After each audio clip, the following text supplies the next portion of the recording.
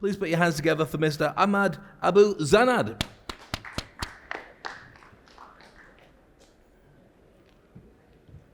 Thank you, Dave. Cheers. Thanks.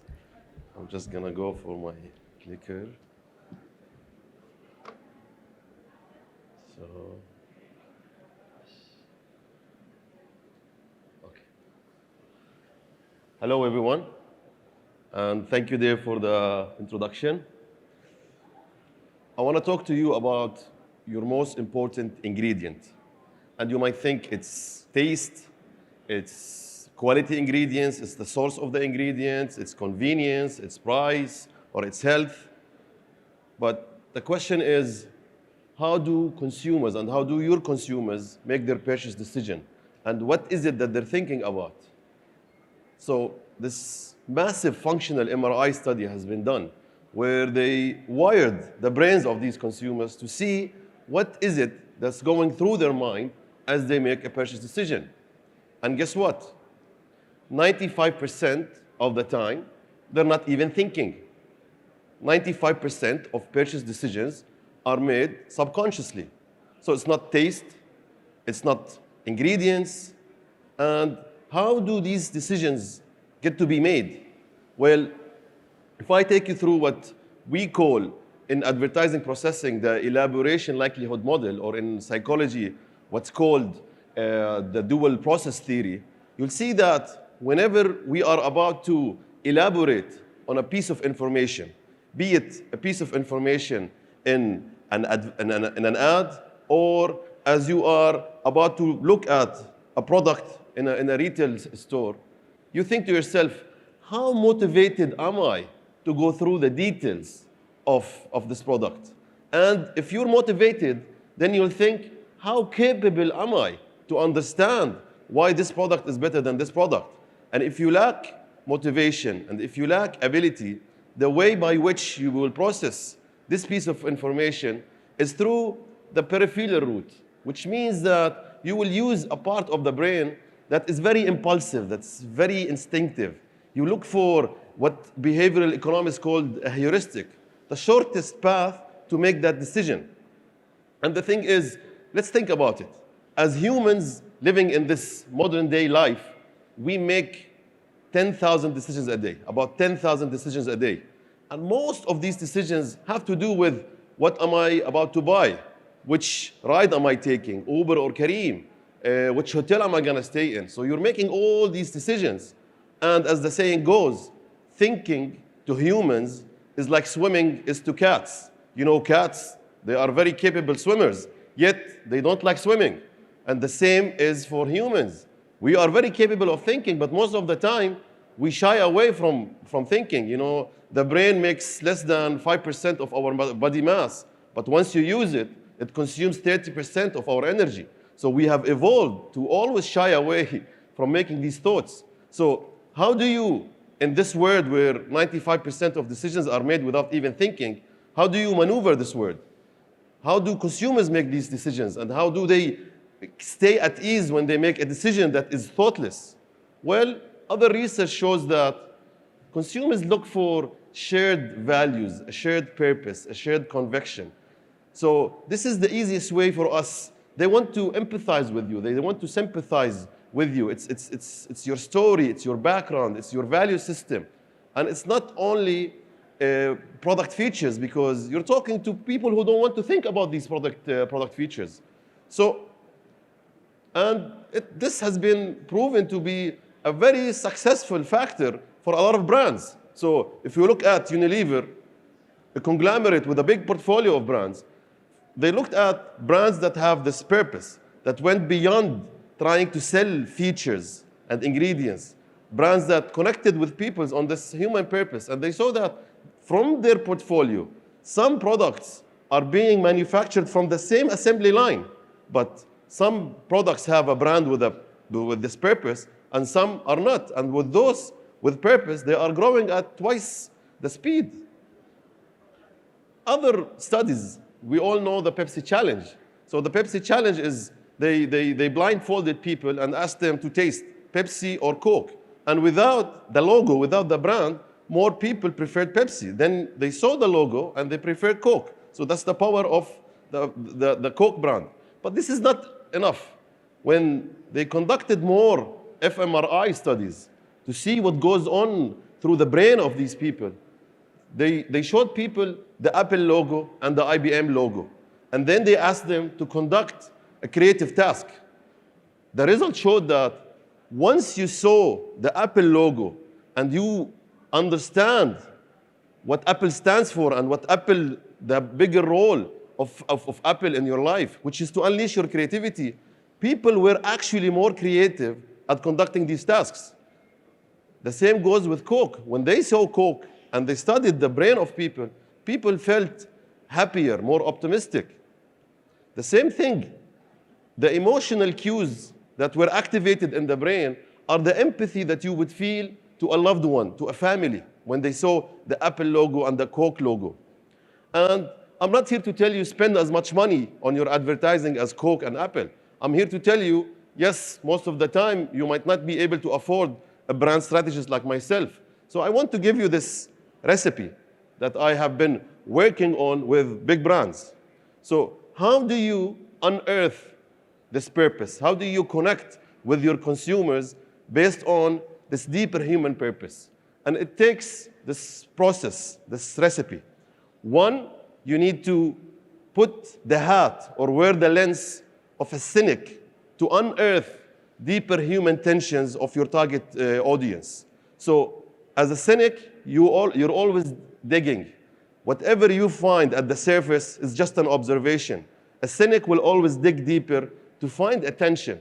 So you observe a human behavior, you observe a need, but there are always deeper tensions. And then you take off the hat of the cynic and you put on the hat of the enthusiast. So the enthusiast will always ladder up to a higher benefit, to a higher purpose. So you know what your product function does. And then you ladder up to what more can it do? Because the intention here is for you not to only sell products, not to only feed people, but to resolve these human tensions. Again, they're not making conscious decisions. They're not thinking. So once they feel that you have this bigger role in their life, that you are resolving these tensions that are very relevant and meaningful to them, well, you will trigger the emotions that Apple and Coke were able to trigger. So how does it go? I'll give you some examples. So let's start with the cynic and an observation that everyone in the market can observe. So the first observation, which is the words view, and then the skeptic's view, for you to see, the contrast. So we know children love their pasta. There's something about pasta that is just it's a comfort food. So why do children, after a full day of childhood, they just want their pasta? They don't want anything. They don't want the home-cooked meal and what have you. And an observation, a words view will stop at, I have a pasta brand. Children love pasta, so I will cater for children. And you'll stop there. But if you want to play this bigger role, you need to dig deeper to find these deeper tensions. So from a cynical point of view, you'll see that childhood is miserable. You're always told what to do, what to wear. You're like in prison when you're in school. Or that's me because I hated school, but think about it. So you'll find that if childhood is miserable and after a long day of childhood, they just want my pasta, you'll start unearthing this bigger purpose, this bigger role. It's not just pasta. And this is what will help your pasta brand stand out. Can anyone guess what pasta brand this is? I will reveal it later. Then you'll see that at the observation, people need constant encouragement to lose weight. And if you are like a diet brand, you will think the observation, the words view is, okay, I need to encourage people to lose weight. But you dig deeper for these human tensions, and what you will find is when you're trying to lose weight, and the progress is not immediate. So the tension is you have this constant feeling of defeat. You feel defeated. The third one is, we know, busy mothers leading busy lifestyle, they're more active, but still they have this instinctive need to be the perfect mom. So she doesn't want to get anything wrong. And that's the observation. We dig deeper and we'll see that, in reality, moms swear, they get angry, they can be snappy. And that's the tension, is like, how can I live with myself if I'm doing this while instinctively I have this deeper need to be the perfect mom? So from these tensions, the enthusiast will come in, and the enthusiast will start laddering up. So pasta, because they love it, because it gives them comfort, but you ladder up to a higher benefit. So, and laddering up is a very interesting process. But careful, my watch out here is not to get too enthusiastic. And I tend to get too enthusiastic. So you can start with a bag of chips and think this is salty and crunchy. Okay, it's good for sharing. Okay, maybe we're bringing families closer to each other. When families are closer to each other, it's happiness. Are we in the business of happiness? And then you get too excited and you'll think, oh my God, happiness. Maybe a bag of chips is in the business of world peace. But this is when you get too enthusiastic, hence the watch out. So back to our examples. Okay, from a pasta sauce that gives these children comfort after a full day of miserable childhood, then you are in the business of this relief after a long day of childhood. And that's the business you're in. If you are a diet cereal, but you get that, the deeper human tension is the constant feeling of defeat when you're trying to lose weight, then you're in the business of helping anyone trying to lose weight feel victorious. And this should inspire all your brand activities. Finally, you're just macaroni and cheese. But macaroni and cheese is a very practical solution to moms. You know, their kids love it, and she wants to be practical. So you're in the business of practicality. And you're in the business of inspiring moms to just be real, to just be herself, and to feel comfortable with the fact that she can swear, she can be snappy. No one is perfect. And why do moms have the pressure to be perfect? So if anyone or no one has guessed what these brands are, allow me to take you through some case studies to show you the kind of activities and communication and work that can inspire a brand that has gone through this process. So let's start with the pasta sauce. We had to remind moms that ragu was kids' favorite pasta sauce. Advertisers are quick to paint childhood as idyllic, but the truth is that growing up is really, really hard. You have no money, everyone can tell you what to do, you can't even watch an R-rated movie. We called this the tragedy of childhood. Treating kids to their favorite meal, in our case their favorite pasta sauce, is a simple way of comforting kids after a long day. A fully integrated campaign of TV, radio, display, mobile, and social was born. And it all started with this TV spot. Mom! Hey, Mom! Parents in bed, but it's just 8 o'clock. That's why they taught you should always knock. He needs ragu, 'cause growing up's tough. Give him ragu, he's been through enough. A long day of childhood calls for America's favorite pasta sauce. Within minutes of our first commercial airing, ragu was the 6th trending topic on Twitter. It continued to generate buzz for days and weeks to come, including mentions across late-night television. Have you guys seen this ragu commercial? Following the success of the television commercial, we expanded into radio. Mom! Lisa's playing with my toys. You know we share in this house. You gotta share all your stuff, according to mommy, who knew you were being raised by a socialist commie. She needs ragu, 'cause growing up's tough. Give her ragu, she's been through enough. A long day of childhood calls for America's favorite pasta sauce. In October, we extended the campaign into social media by capitalizing on the curious YouTube trend of parents filming their kids having tough days. So we went for the most famous, Charlie Bit My Finger. Charlie bit my finger. But instead of helping me, my parents just kept filming, and now the whole world's seen it. Charlie bit your finger like a rabbit opossum, but Dad kept on filming 'cause he thought it was awesome. He needs ragu. Our Ragu app, letting users turn videos of their children into Ragu-style commercials, has already been downloaded over 20,000 times in its first 2 weeks. In all, our campaign was mentioned in the press over 353 times, delivering 201 million additional impressions.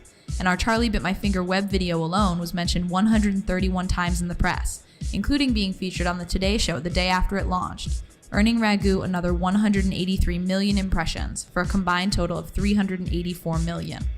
Not bad for a kid's pasta sauce. Thank you.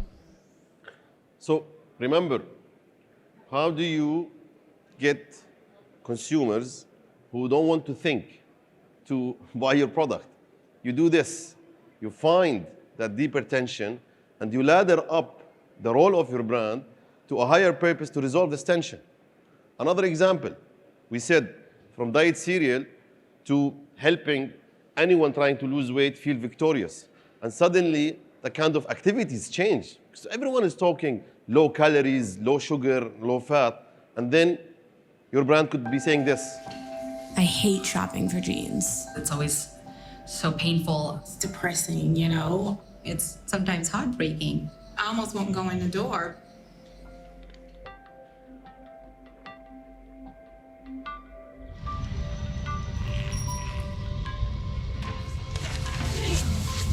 Hi, welcome. I have a boyfriend jean and I also have a straight leg. I definitely like the dark. I know, yeah. They don't have sizes. No sizes? Can I measure you? Sure. You are radiant. Oh, confident. I'm size strong. I like that size. I feel so good. This is really cool. Not seeing the number is so freeing. I got a compliment from jeans today.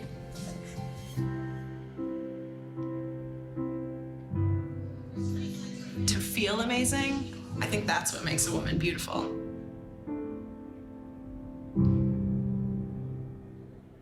See, you sell this emotion, regardless of how much Special K will tell you they are a better tasting diet cereal. It's this emotion that, you know, I'm trying to lose weight and here's a brand that will make me feel victorious. And this is what works. And finally, we talked about the mac and cheese. And, you know, mac and cheese is just this practical, realistic solution for mothers. So they're in the business of inspiring women to just be practical, mothers to be practical. And this is the kind of work that will come out of this. Let's party! We mean well. We try our best. But we screw up.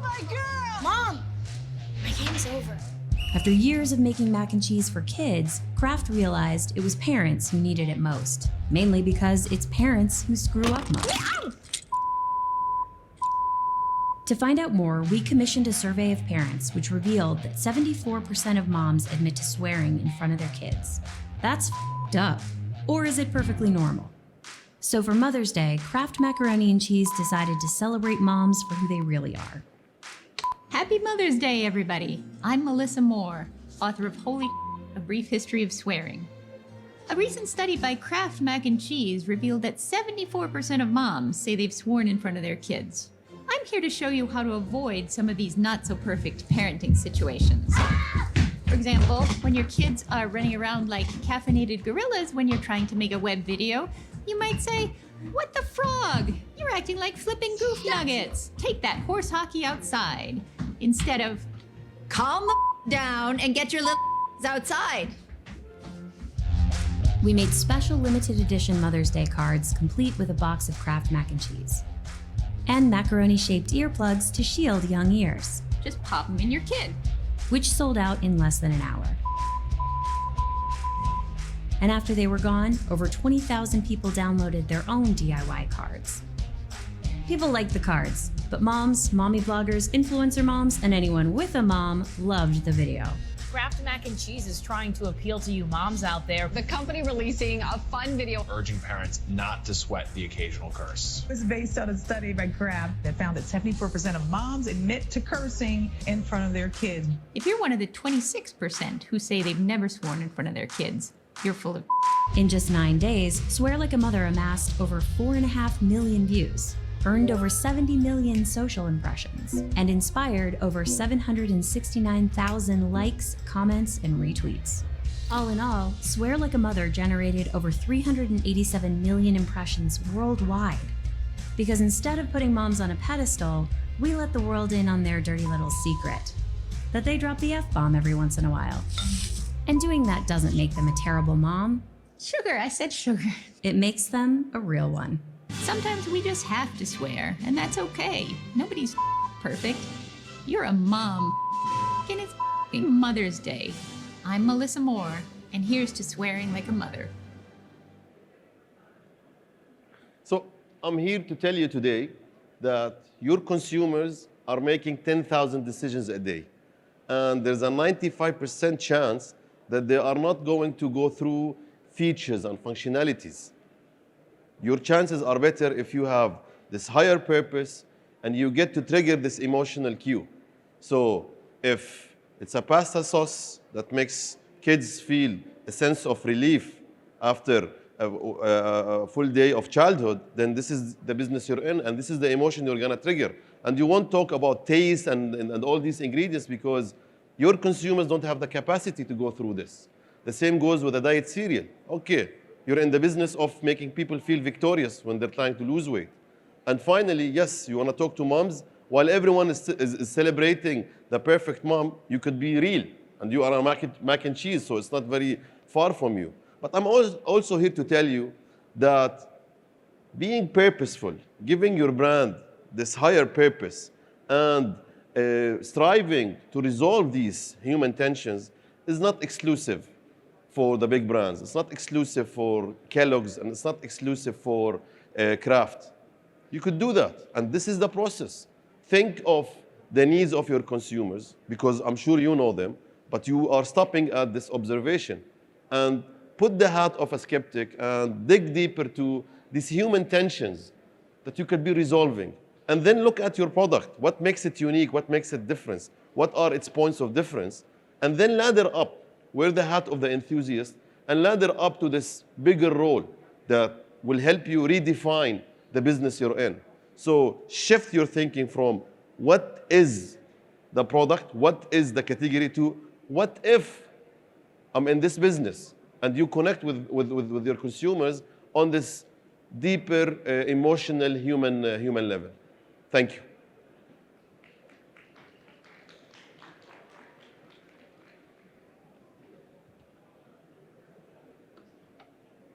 Yes.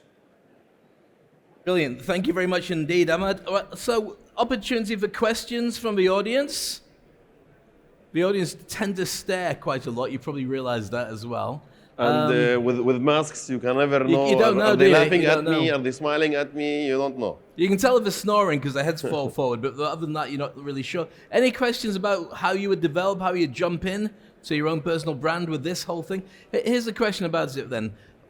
Would you say that there's should be a drive for an organization to push their big brand, or should they look at making more of the decision maker or the family as a personal brand?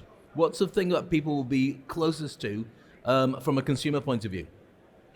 Yeah, well, we talked about, these heuristics, this shortest route to make a decision. And we know that there's a big target group that they don't want to make the mainstream decision. So if you stand out as in you're the anti-mainstream, then there's an opportunity for all these smaller private label brands to stand out, and so this is the territory that you're in. If you're redefining the business you're in, you're in the business of not being mainstream. And would you say the best way to do that is telling stories to get that message across to people? Yeah, well, the storytelling is the executional part of it. Before that, we need to take a step back and go through this thinking process. So your product is catering for a need, but don't stop at this need. Dig deeper and find these human tensions that you could be resolving. Your product has uniqueness that is functional. Ladder it up to this bigger role. And then once you have this thinking, okay, you'll think of how to execute it, how to bring it to life. And this depends on your budget. Not everyone has these big budgets that from the films that we've seen, but we've seen a lot of purposeful, amazing work that's done on smaller budgets. And one of the biggest fears for many organizations is competition.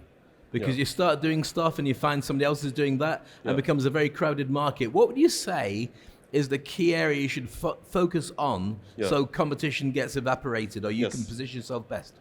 So if you go through this thinking process, you make competition irrelevant because it's a human issue. Your challenge is to resolve a human tension. It's not to compete. So this functional MRI study that we've seen, we saw that Samsung, from a features perspective, is at par with Apple. But when people saw the Apple logo and they saw the Apple product, they had emotions of empathy that they would feel towards a family member. These same people saw Samsung, and some are Samsung users. The Samsung users, what they felt is a negative emotion towards Apple. No positive emotions towards... So Samsung is thriving and living off Apple haters. But they were never able to compete with Apple at this level. So the answer to your question is, Apple made competition irrelevant because it has a different role to play in people's lives beyond music, beyond technology. And this is the invitation here to go through that process and make competition irrelevant. And once you redefine your business this way, the room for innovation, the room for expansion and product extensions is humongous. And Apple is just one example, from computers to a whole system. Facebook had that challenge that the Facebook brand is known for that social network. Hence, they needed to step out of it and create this metaverse. But if you take it as Apple as an example, a large part of the relationship we have with Apple could be traced back to what Steve Jobs did, personalizing the brand and giving that relationship, even on a B2B level, so people wanted to be associated with Apple. What we feel now, long after his passed, is a knock-on effect of them not dropping the ball on that touchy-feely, that's there for us, nice clean paneling and all the rest of it relationship. So for many of the brands here, whether you're talking there where you've got a bakery or you've got coffee or you've got cleaning products, should that be a lesson for them to start telling the founder's brand name story before they start looking at that long-term relationship? Yes, definitely. So I'll invite you all to just go on YouTube and watch a 1997 speech by Steve Jobs. This is his comeback. So to Apple. Apple wasn't doing very well. He came back and he talked pretty much the same thing that I'm saying, is that okay, marketing is about values. It's a very busy world out there. These are, I'm quoting Steve Jobs. So no one has the time to go through gigabytes and speed and what have you. And the story of a founder, and as a private label brand, you have this advantage that bigger brands cannot have a personal human story. And founder's story will always come at the fact that, they've been through this personal experience. They've been through these tensions that I'm talking about, and they are personally on a bigger mission in life. So as founders, think about it and think about, okay, the tensions that you are resolving, and then it's easier for you to make your story more personal. So if Kellogg's and Special K and Ragu and Kraft were able to tell people, we are here for a bigger purpose. Apple is the most profitable organization in the world. They're obviously in the business of making profit, but they were able to convince people that, no, they are here for a bigger human purpose. So imagine when the founder is right in front of us telling that story. But what Apple's done really well, and there's no disrespect intended, not that they would care, is they've created a cult around the brand. So people will queue up 3 or 4 times around the building just to try out the new phone or the new gadget that's coming up, because that association gives them power. It makes them feel good. And that wasn't done intentionally. It's you play this role in people's lives, and you see how much they will go for it. And people can be very fanatic about this. Absolutely. Well, it's great to talk with you. I hope everyone takes the opportunity to come and connect with you as well. Another round of applause, please, for Ahmad. Brilliant. Thank you. Thank you so much for that.